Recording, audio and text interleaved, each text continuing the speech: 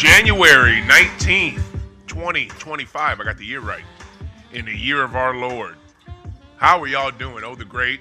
I am here with you on another spectacular Sunday. I am so happy that God woke me up today and I was able to do it. I wanted to go to church too, but man, I woke up.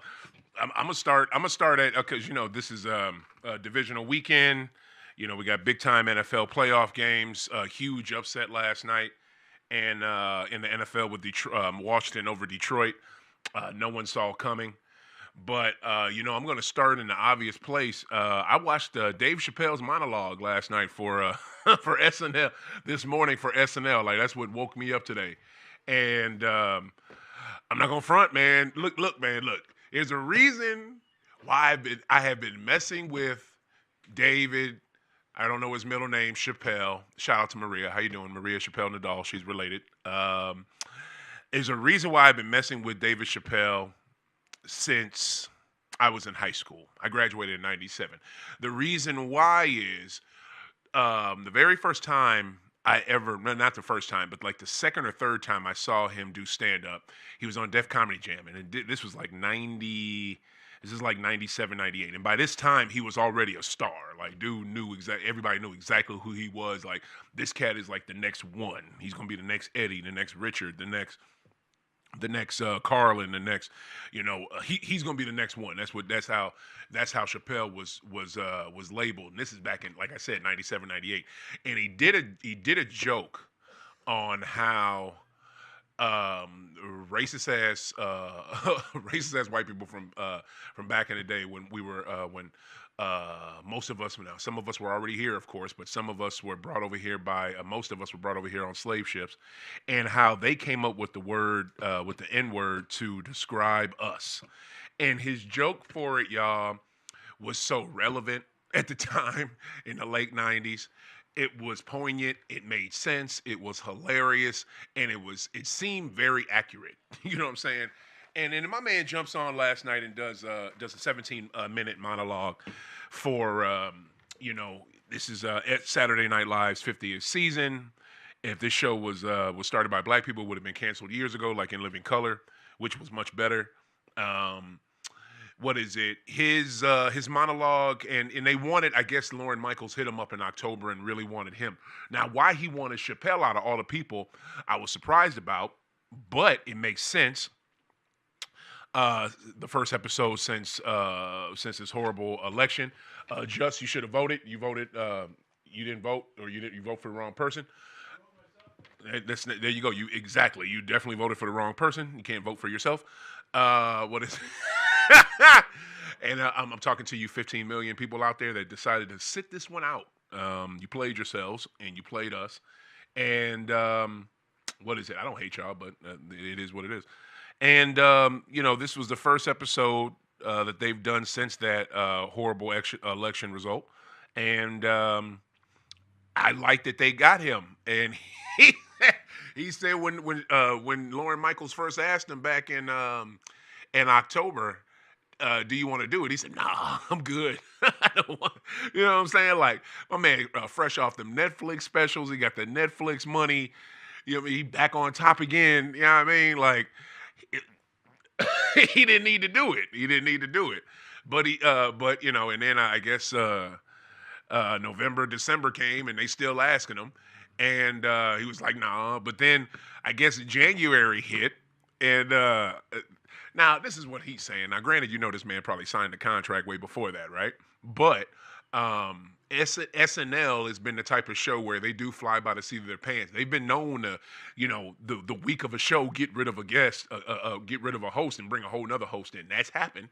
You know what I mean? So maybe it was some last minute type thing. But he said, first major joke he said after turning down Lorne Michaels' offer, he said, as soon as I said yes, LA goes up in smoke. Like, I was like, oh shit, that's hilarious. But it's kind of crazy. I mean, those fires, we mentioned them last couple of weeks here on High Off the Glass. It's ridiculous. Like, I got a friend of mine out there. His name is Dime Dropper. He's a relentless basketball content creator, and especially for his hometown Los Angeles Clippers. And luckily, what is it? They had Steve Bauer was smart enough to Steve Ballmer was smart enough to build that arena in the south central part of LA, and so the Intuit Dome Clippers Arena had no effects at all from the fires, and I don't think Staples Center. And I know it got a different name now. I don't give a shit. I'm gonna call it Staples because that's what it is. I think that Staples wasn't affected either, but Clippers games were canceled. Fakers games were canceled. That reverberated through the NBA too, because like 9 other games, and then Atlanta had to cancel a game last week, or was it earlier this week? I think it was last week because the ice that they had down there. They had severe ice in the Atlanta area, and Atlanta's probably not prepared for it. The people are out there kicking it, saying, how we do, black folks. We'll make a party out of any fucking thing. We'll turn lemons into lemonade real fast. That's why we're one of the greatest people on this planet. But Chappelle does it, and then LA bursts in flames, and I'm just praying for those people out there. I think they have the fires almost 100% contained by now. I pray that it is, and Dime, if you hear this, like I said, bruh, like I said last week, whatever you need, holler at me, for real. Shoot, my man trying to get his jersey collection back up. I'm gonna send loot, you know what I'm saying? Whatever I can do, I'm gonna try to do to help this man. But it's just hearing Chappelle go through that monologue, it was just great. Classic zingers, classic jokes. Poor people hating on some rich people that lost stuff. That's why I hate poor people. The joke was hilarious. Talking about West Hollywood with gay folks. You can't burn something that's already flamed. God damn. Like, dude, he was like Chappelle was when Chappelle was on one. He was in rare form last night, and I just want to say too, like I do at the start of almost every episode, we are sponsored by a great friend of the show, Brennan England, STL Cannabis Club. Y'all see their logo up there. They support the show. What is it? Brennan supports me, and make sure you guys check out STL Cannabis Club's own. STL Cannabis Club owns Cola Lounge, which was the first cannabis consumption lounge here in Missouri. Before it was legal and all y'all jumped on the bandwagon trying to get paid. He was the first one to do it, and his place is outstanding. 2849 Cherokee Street. Make sure you guys, 2834 Cherokee Street, St. Louis, Mo. Cola Lounge. Make sure you guys check them out. But I loved hearing Chappelle. He's and I really thought he would go. He says he only made like one zinger on Dump, saying something like, I made sure to tell him I had some plans for January 6th. So he wasn't going to be available, but that was really the only zinger. He ended the monologue though with two huge points. What is it? Jimmy Carter going to Israel back when he left the Chappelle show, and all of the United States was like, no, like what the hell? We lost our minds because it was the hottest show on TV. It was the best show on TV. It was the realest show on TV. It was the funniest show on TV. It was the most entertaining show on TV. The only show that was better than the Chappelle show was The Sopranos. I mean, that's about it.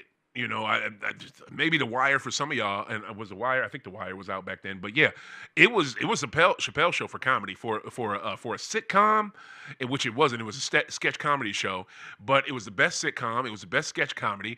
It was the best show. The only other show, like I said, was Sopranos, because that was drama and it was completely different.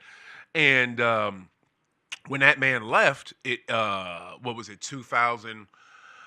I think it was 2004 when he left, because when he got up out of here because he didn't trust Comedy Central, and I think Comedy Central might have been owned by Time Warner at the time. He didn't trust those people, and he didn't think that they got the jokes that they were trying to do. Like when he did the nigga family, N-word family, I don't think that he thought that they didn't get the joke that he was trying to make, and they didn't.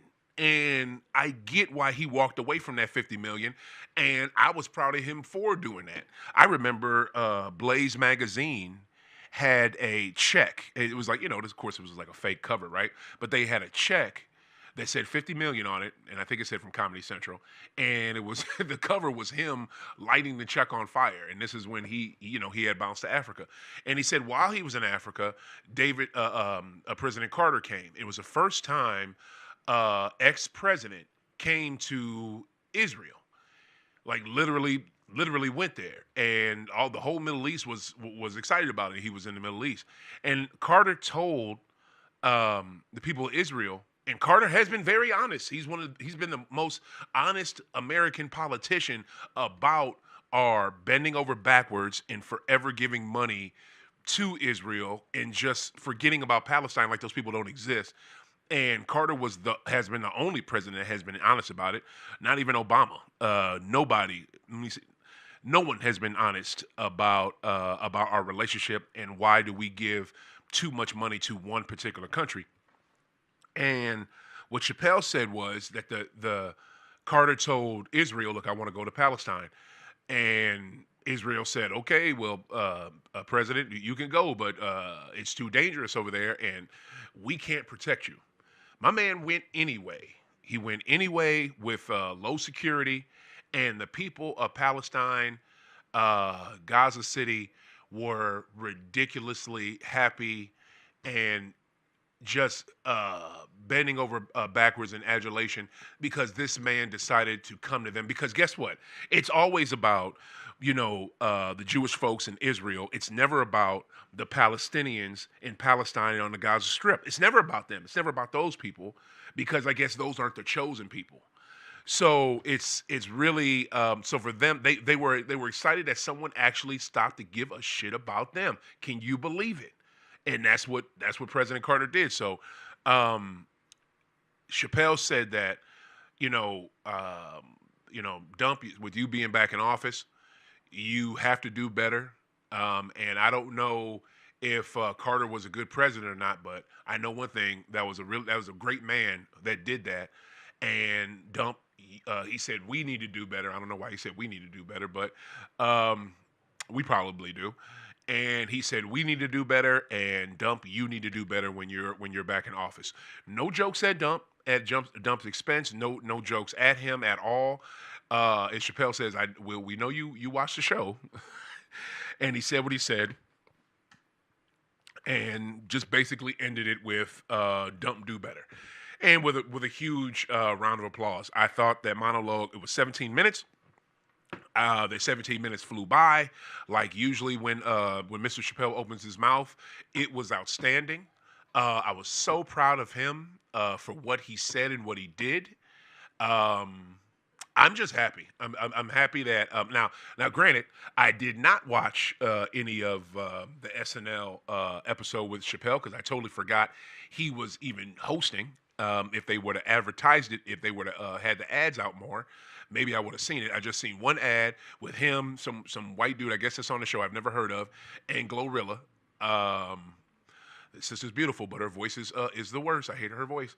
And he, in this horrible outfit, he looked like, somebody said it on Twitter, he looked like, he looked like Virgil from WWF. Like, I didn't understand it. His arms is out, because that's one thing that happened with Dave. When Dave left the Chappelle show, he decided to work out. And that dude, I remember when he was going on tour, and he came to St. Louis. It was not too long after Mike Brown had got killed. And he went to the pageant, one of our, what used to be one of our premier spots here in St. Louis, because all types of talent, man.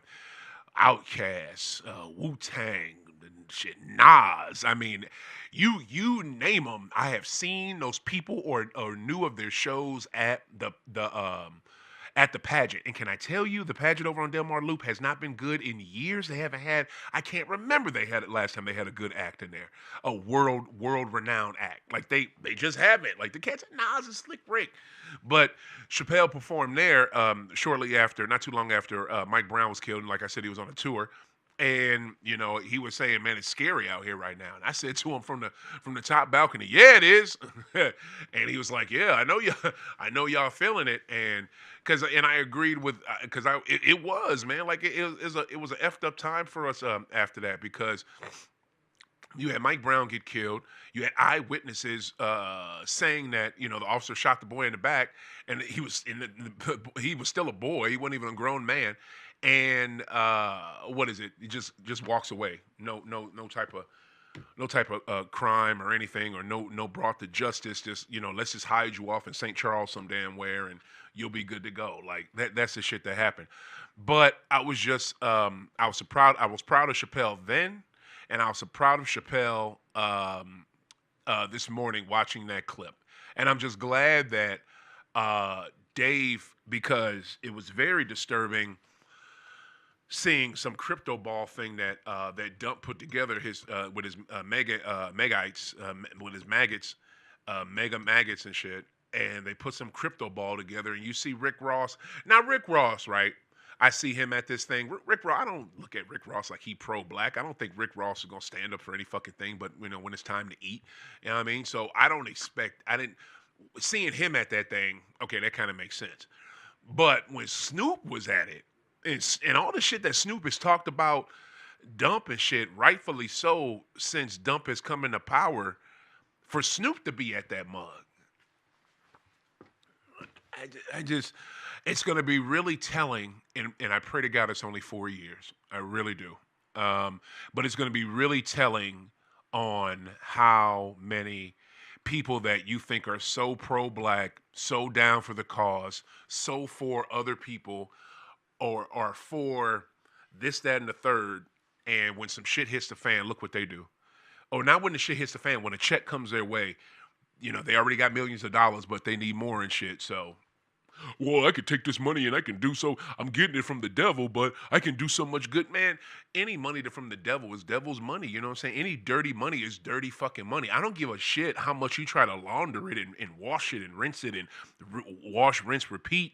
Because people launder drug money all the time. Guess what? It's still drug money. It's still dirty money. It's still ill-gotten gains. So I don't give a shit. You know what I'm saying? So I really was disappointed with Snoop with that. He kind of let me down, but I pray he don't do anything like this again. But and Snoop has been everywhere. Snoop has been everywhere, from the Olympics to commercials to. It's only like three people that they get to sell stuff to people and into the black community. It's well, Luda's one of he's like the fourth now, but no, Luda just does State Farm. So basically, it's Kevin Hart, Shaq, and Snoop. Those are the three that they get when they want to sell stuff to America and/or the the black community. They get Kevin Hart, Shaq, or Snoop. Those are the three salesmen. Them cats will sell any damn thing. If you pay them well enough, they will sell you snake oil. They don't give a shit. And I get it, but when you start doing stuff like that and taking this fool's money, I can't really respect you or mess with it. But I was so proud of Dave for doing that, and I just want to say he have y'all seen the skit where they got the lineup of girls, right, and they got the balloon and they pop, and the guy walks up, and then they will either keep the balloon filled with air or pop it if they don't want dude, right? And man, they did that skit. I saw this on Twitter. They did that skit with the pimp character that the two pimps, Dave Chappelle's pimp character and Donnell Rawlings' pimp character from the Chappelle Show. Good God, that shit was hilarious. And then the other one they did with girls with the balloons was Ashy Larry. Fuck, dude. I don't give a shit what nobody says, yo. Like, Ashy Larry is one of the funniest characters in comedic history. I don't give a damn where you from, where you grew up at, what you know, what you know about comedy, what you don't know. When you watch Ashy fucking Larry, I mean, them shit. They perfect. They perfect, and that bit was outstanding. So, I get this is what I'm gonna do, right? Just because I mess with Chappelle tough, and that's been my boy, like I said, since '96, since before Half Baked. I'm gonna go and find that SNL episode it's probably on YouTube or whatever, and watch the whole thing in its entirety. And I'm looking forward to it because Dave Chappelle is the shit, and We may not get another special for a while. And so I'm gonna watch that. That skit with Ashley Larry and the two pimps.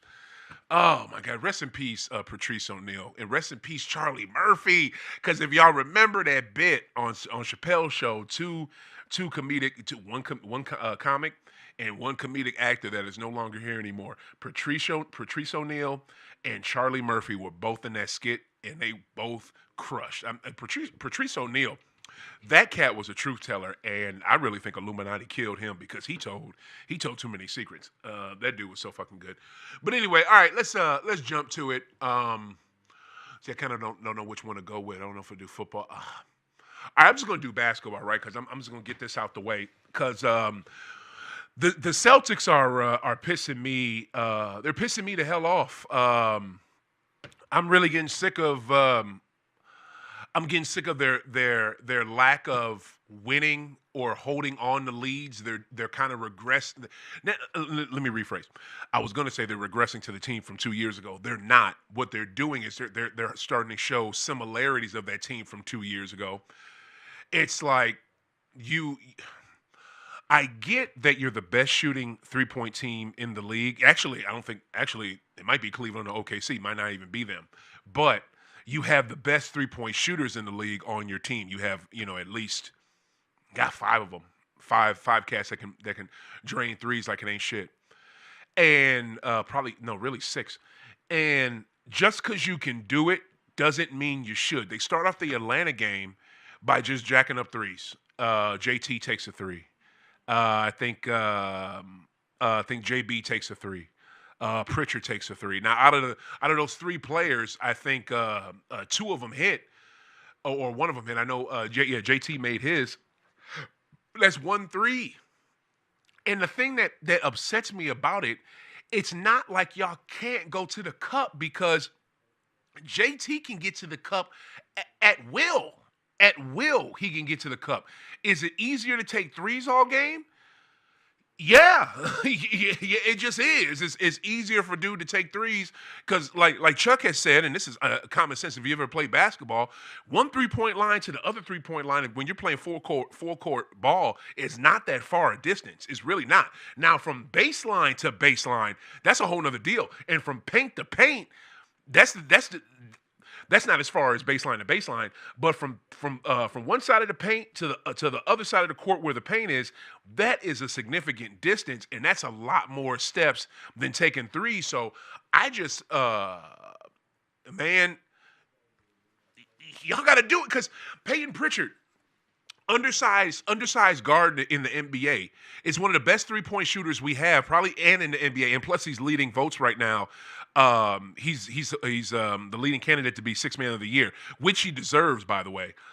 And this cat will I seen him will do a layup, and I mean not a post up, but will dribble around you and throw up a layup on a center, on a power forward, and make it. He for an undersized white boy, he is extremely strong, so, and that's why he's still in this league. And shout out to Brad Stevens for drafting him. Actually, that might have been that was shout out to Danny Ainge for drafting him. But all I'm saying is just why don't y'all go to the cup more? Because you can. You just lose. What is it? You barely beat the Pelicans, and that was after a road trip where the only team you really beat on that road trip was Denver. You lost it. You lost a big time game to OKC. You lost a game before that to Cleveland. It's almost like the best teams in the league right now, the Celtics are struggling with. And Atlanta Hawks, who they played last night, that's not one of the best teams in the league. But Atlanta is quick. They're smart. They can shoot and they can score, and they're young.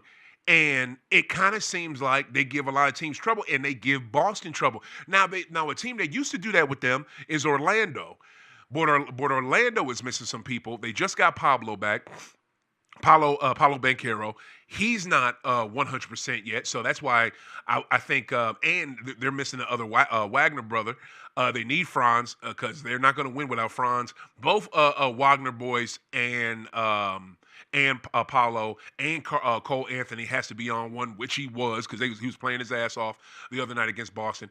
It's just they were able to beat that quicker and younger team. Why can't you do it with Atlanta? And a game was in Boston. So, and you would think you would want to. This is the team that basically kept you out of the NBA Cup finals because you lost to them and you cannot lose games when you have those NBA Cup games at the start of the season. And it's good that they do it at the start of the season because if it was in the middle of the season or around this time, cats would be well, this is kind of the middle. People would be too tired to do it. So you do it at the start when everybody's fresh. Also, too, you're trying to get more eyeballs on the start of the regular season. I didn't like it, but it's worked. Okay, this season was a little bit of a regression with that. Not as many people were into it like they were last season. Hopefully, next season it can get back to where it was in an inaugural year. But I figured they would have a payback for these cats and just want to beat their ass and like we have to avenge this loss that we just took from y'all and they don't do it. They lose in overtime. I did not watch the whole game.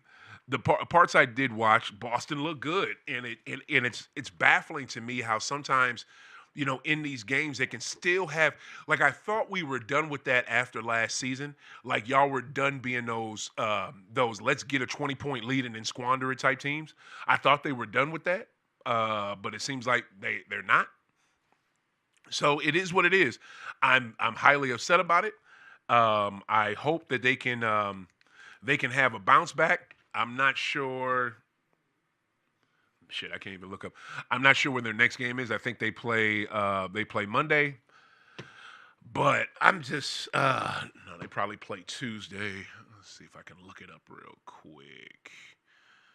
Let's see if I can. Okay, so they don't play Monday. They play Golden State. Oh, duh, I should have known that. That's Dr. King's birthday, and they always have a bunch of games on Dr. King's birthday, and they do again this year. One I really want to see is Minnesota versus Memphis, and wow, they got a first game is at 11 a.m. Wow. They do play a shit ton of games on Dr. King's birthday. And another game where they definitely need to have a comeback win and they need to avenge a loss is Monday, Dr. King's birthday against Golden State in San Francisco, California. I hope to goodness they can do it. Now, I don't really care about, these teams. What is it? These players are getting the best from the Celtics are getting the best from every team in the league. That's supposed to happen. You're the champs. You're the champs. That's supposed to fucking happen. Happened to the Bulls when they were dominant. Happened to the Lakers when they were dominant. Happened to the Celtics back in the 80s when they were dominant. Happened to the Paul Pierce, KG, Ray Celtics when they were dominant. Happened to Kobe's Laker teams. Shaq and Kobe Laker teams. The Spurs when they were dominant, when they won their championships, everybody gave them the best they had. So I'm not here for this. I'm not here for they're getting the best. They're getting the best of the best now. Well, damn it, that's what it is. And when you can beat the best of the best, that's when you become the best. And they've done that already. Don't take steps backwards and losing the teams you ain't got no business. And also too, slow the fuck down on shooting threes. Slow the fuck down. You're shooting just because you can make them doesn't mean you have to shoot them. And guess what? When you're missing them, stop shooting the goddamn three so much. Like it's not. This ain't hard. This ain't rocket science. It's almost like you people who the magic bullet when it came to assassination of JFK. And I'm telling you one thing. JFK Revisited through the Looking Glass, Oliver Stone's 2021 documentary about the JFK killing, and all of those documents that were sealed from public viewing have been released to the public. I think. What is it with the 1992 JFK Act, which only happened from Oliver Stone's movie? Watch that documentary, y'all. HBO's been playing the shit out of it the last month. And man, I watched it. My daughter for 6th grade last year did a JFK did a JFK like storyboard, of his assassination and kind of what led his life and stuff like that. And she watched it and and this girl ain't nothing but 12, about to be 13, and she was intrigued. So if a 12-year-old could watch it and like it, I think y'all will too. So you definitely should watch it. Just look at, you have to see the type of things that our government will go to. I mean, man, it's all right. Fuck it, it's my show. I can do it. All right, look. So I'm gonna get off the Celtics thing. Celtics stop shooting threes. Say this before I get to football. It's just JFK being killed had a direct implication, a direct impact on my life personally, right? And this is how. And I never thought this. I should have known this if I listened more to what JFK said and knew more about him when he was alive. He refused to be involved in the Vietnam War, right? He did not want to be involved in that war. He did not want U.S. Soldiers to be put through that bullshit, to be sent to that war, to just he didn't want to be involved in the Vietnam War because he thought it was a futile effort, and it was France was. Did y'all even know that France was the one who started that war with Vietnam? It was France first, and then guess who came in and took their fucking place? Oh yeah, United States of America. Okay, and he did not want to be involved. Now, what he did was he sent aid, he sent weapons, but he would not send U.S. troops. Right after he was killed, LBJ, Lyndon B. Johnson, who was supposedly a good president, but I just think he did the bidding of our military, and I don't like this man. And I can see why he ran off to his ranch in Texas after his one little funky term that he only got because they killed Kennedy. This dude sent us right to the Vietnam War. Sends us right there. Instead of and Kennedy was told this by his advisors. Do not get involved in this war. If we get involved in this war, it may be we take the place of France. And Kennedy understood that, and he listened to it, and he abided by what they said. LBJ listened to the Pentagon. And when the fuck should you take? When the fuck should you take political advice from the Pentagon? When? I'll tell you when. Goddamn never. LBJ going by what they say, like, okay, cool, let's run over there. Goes to Vietnam. We take it over, and guess what? Hundreds of thousands of U.S. servicemen and women, black men and women. No, I'm sorry, not women, because women were not allowed. Hundreds of thousands of servicemen are sent over there. Hundreds of thousands of them come back addicted to drugs, because guess what? It's Vietnam. Guess what's made over there? Heroin. What's grown over there? Opium. So you have shit. Oh man, probably the number might be a million. You have hundreds of thousands, maybe a million servicemen, and especially black, come back addicted to opioids, to drugs, to heroin, from being at a war that, number one, we shouldn't have been in, and number two, we didn't need to be in, and number three was not our fight. Not our fight.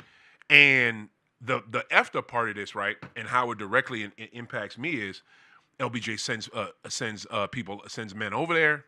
One of the men that gets sent over there is my father. He goes over there. He comes back addicted to drugs. This dude ends up becoming a junkie and dies by the time I'm 6 years old.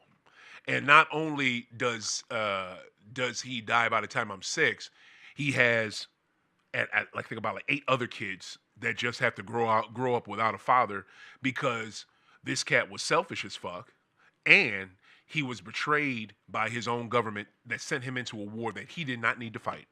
Oh yeah, and guess what? My father, his dad, my grandfather, had a car dealership and was well-to-do and did not need to. I'm sorry. My grandfather was the lead mechanic at the car dealership. Whatever vehicles my grandfather or my father needed, they always had them.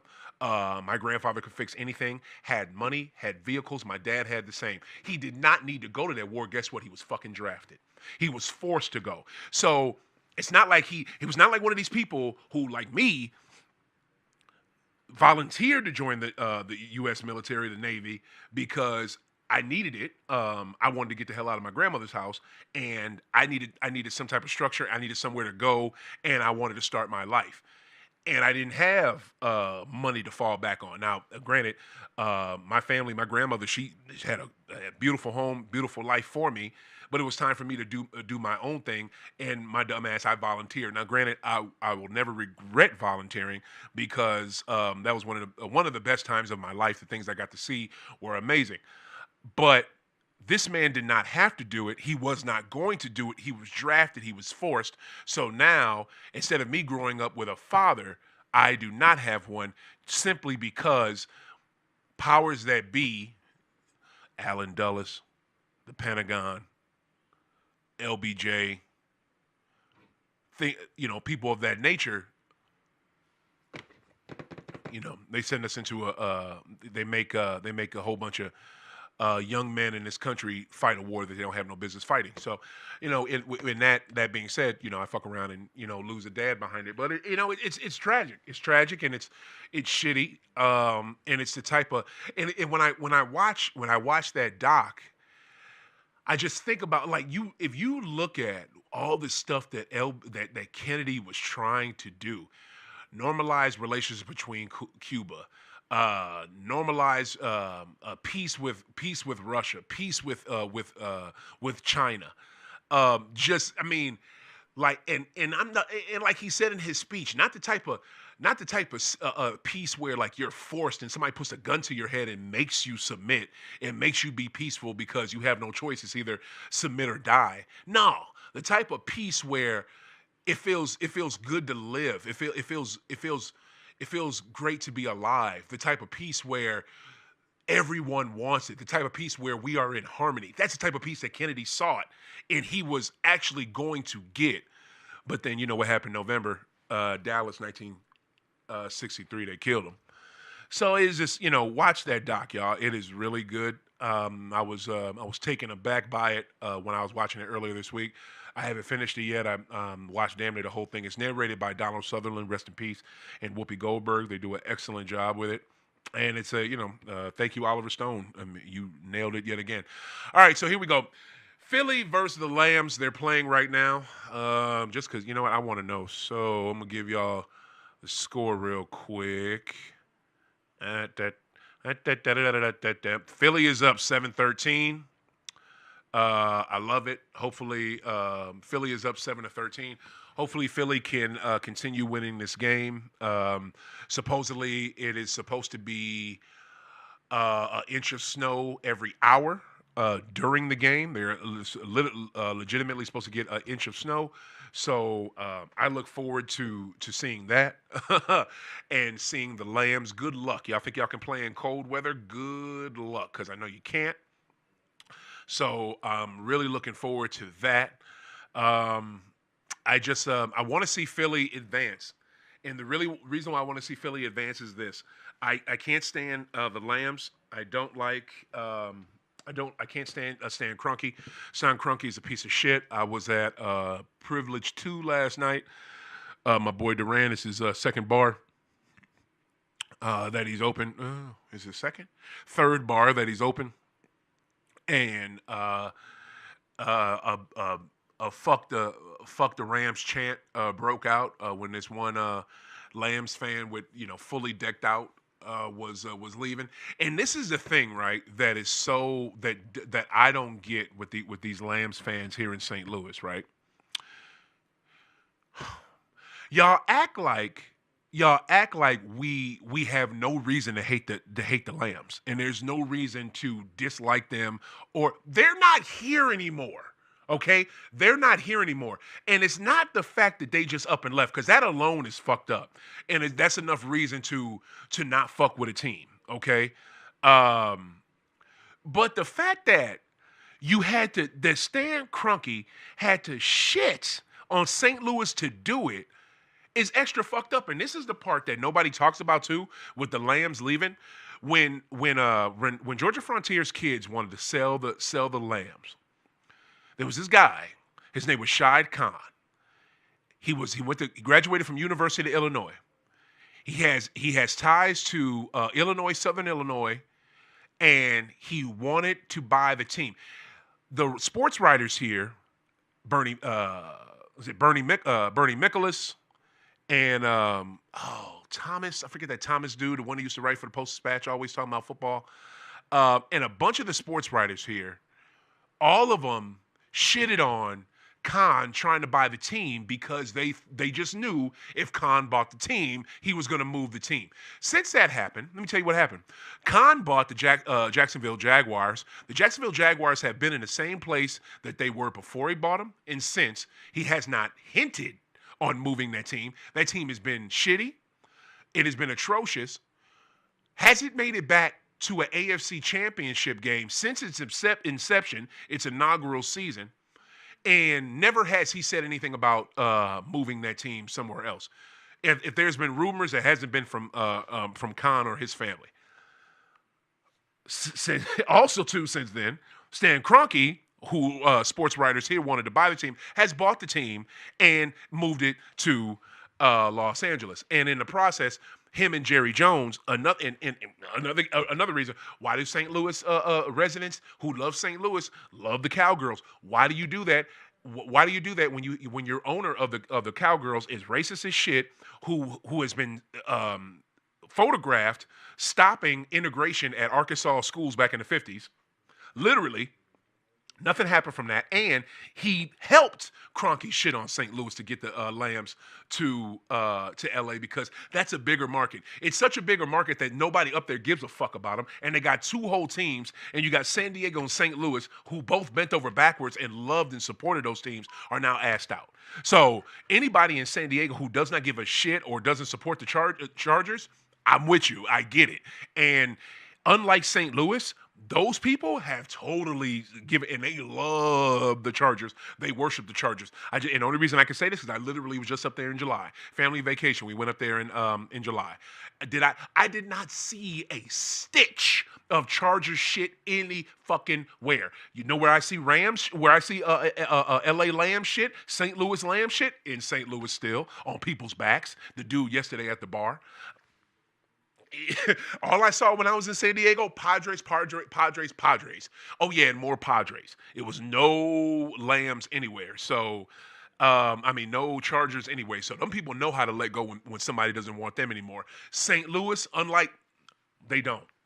And the messed up part is you would think you would see some Hawk shit around here since it's like that. No, you don't. You don't see no St. Louis Hawk shit. But again, they left in the 60s, so I see why we don't see that here. But, you people just y'all know it ain't nothing personal against you. It's just that team. They're trash. So screw the Lambs. I hope Philly can. They're up 13-7. Hopefully, they can hold that lead and win this game. Also, too, game of the week. I'm super excited about this game. This game starts at 5:30 Central Standard Time. Bmore at Buffalo. I have been with the Ravens all season. I was with them last year. I was mad as hell when they lost in the playoffs. I think they lost I believe they lost in the AFC Championship game to Kansas City. So there's a lot of money and a lot of folks that are behind Buffalo for this game. Guy I like to call a friend. He's a good person. His name is Nate Lee, a.k.a. Nate Radio, a.k.a. Nathaniel on Cody and Decker show. Cody and Decker. That's funny. I wonder if he would like that.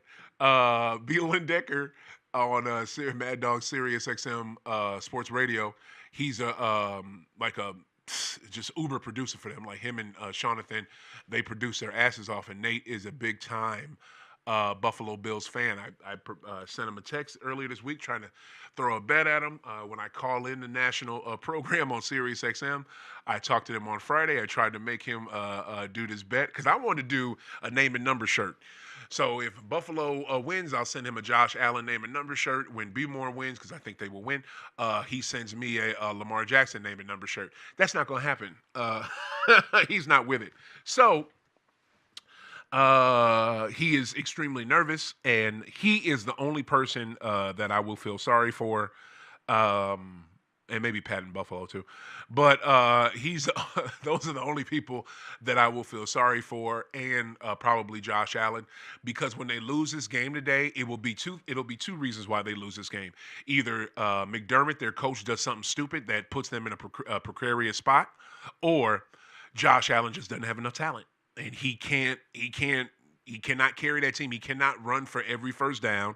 He cannot run for every touchdown. Now, trust me, James Conner, their running back, is cold blooded. He is super nice. Like I love that dude. I want to say I even had him in a parlay. My parlays got blown up yesterday by Detroit losing to Washington, which I'm still shocked about. But and the funny part is, KC, the Chiefs used to be a team where, like, when they know they can score, they would score and they would keep scoring. Now, no, fuck that. We're gonna play like we're gonna play literally like early New England in the early 2000s, when New England would win by goddamn a touchdown, a field goal to win a game. That's what that's what KC is doing now. No more are the days where KC would just blow you out by 30 points. No, sir. They do not. They win by 23-14 was the final score yesterday. Yeah, 14. That is it. So they do just enough what they have to do to win. So me picking Pat Mahomes to throw two touchdowns. Nope. And him doing a rushing score. I don't know why the hell I thought that. And like somebody else told me, they've been putting him in bubble wrap for the last month of the season. So why would they do that now? Great point. Great point. Wish I knew that before I put that bet in. So yeah, I might do another parlay today. I might not, but I have Baltimore winning it. I'm not going to leave Bmore now. I had them before the season started, and that atrocious game one they had against KC when they looked at that. I mean, it was rule changes kind of messed them up too, because they changed where the line of scrimmage is, so they got offsides, neutral infraction calls, a lot of that bullshit at the start of the season. It messed a lot of teams up, but it really messed them up in game one and week one. And there was some home cooking calls that went to KC. New England used to get them calls, now KC get them. So yeah, that was that was that. But Bmore has stumbled this year, but they have not fallen, and they look amazing. So I look for them to have a huge game today. I see King Henry doing his thing. I see Lamar doing his thing. Hopefully, if Zay Flowers plays, he will not drop balls that are right in his fucking hands like he did last year. Damn.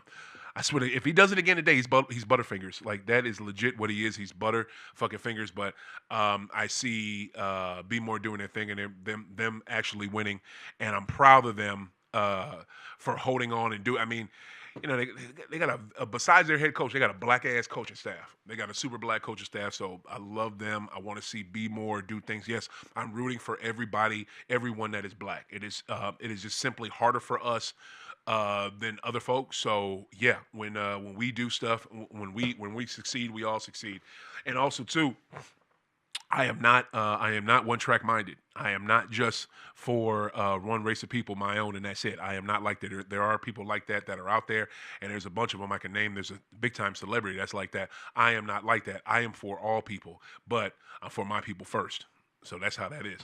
Also too, and that's because it's unfair. When shit starts to be more fair in this world and in this country for people that look like me, then it won't be like that anymore. But super props to Washington Commanders. I hate your name. I think the Commanders is a dumbass name. Washington Commies nickname, I don't like that either. I think the name on jerseys looks stupid. I actually love the Washington football team. I thought that was the best name. But for you guys to go into Michigan and beat the Detroit Lions, who almost everybody had in that damn Super Bowl. I wasn't sure if they were good enough to go. I didn't think they would get out of the NFC, but I thought for sure they would win that game yesterday, and damn, they didn't. And that defense, I mean, Goff played like Goff. Like, we want to act like Jared Goff is, this amazing dude and this, that, and the third, and whoop-de-whoop, and he's such a great quarterback. Like, this dude, he will turn into a pumpkin the moment it gets tough for him. He just will. That's the type of dude he is. So don't trip when it happens, and it happened yesterday. He gave up I don't know how many what is it? How many three picks? 3 picks yesterday, and one was a pick six.